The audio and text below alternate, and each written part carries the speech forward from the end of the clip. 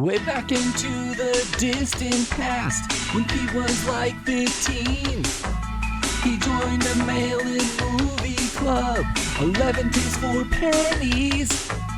And now cut to 2025, the movie club caught on to Pete's lie. And now they want to punish him, so they trapped him in a room with a bunch of movie tapes.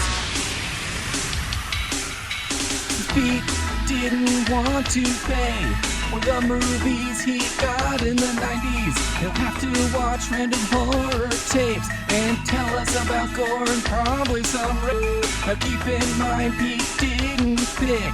They use random numbers and a long list. He's got to get through every movie, one each day for the time we can't foresee. Helpful Snowman roll call. Anxiety. Grouchiness. Entropy. Snow.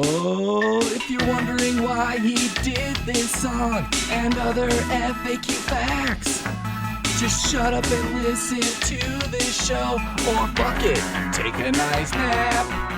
It's Helpful Snowman Podoween 2025. Today's movie is Occult Bolshevism.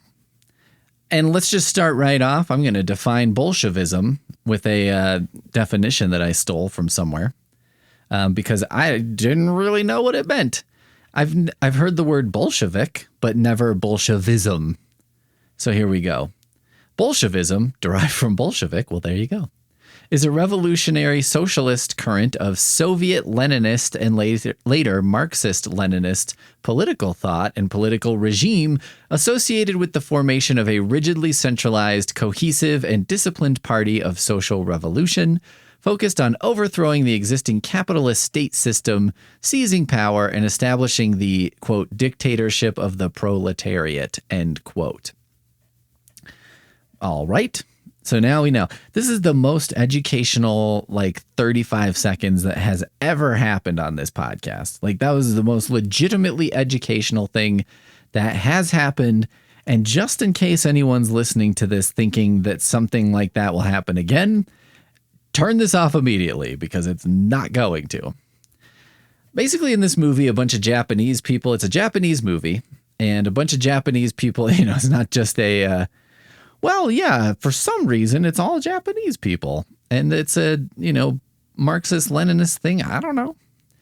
They all meet in a warehouse kind of place, and they sit in chairs in a circle, and they tell stories about experiences where apparently they saw someone die, or they talk about the scariest thing they saw, things like that. I'll give you an example. One of them was a prison guard, and he was saying that there was a guy who was, I think, going to be executed. And, they were trying to get him out of his cell, but he seemed almost possessed by a demon or something. And he had incredible strength for a brief period. And it's a whole thing. Right. And so he's just kind of talking about, man, he was shook all night long, as the AC/DC song would say when poorly combined with the slang kids use today. So they're all doing this. They're all telling these different stories. It's in the name or service of some kind of experiment where I guess by all telling about their scariest experiences, they're attracting spirits or connecting to the other side or demons or something. And there's some lady there who's monitoring weird equipment that kind of looks like, the old phone shit where it was an operator had to plug a thing into a thing. And that went away, and that was probably sad for people who were I can listen in on literally everyone's phone call. This is fucking amazing. This is the best thing that's ever happened. She's monitoring everything, some weird equipment that I guess somehow indicates whether or not a ghost or a demon's in the room. So I'm not really sure what the Bolshevism part is about. They do have pictures of Stalin and Lenin up on a wall.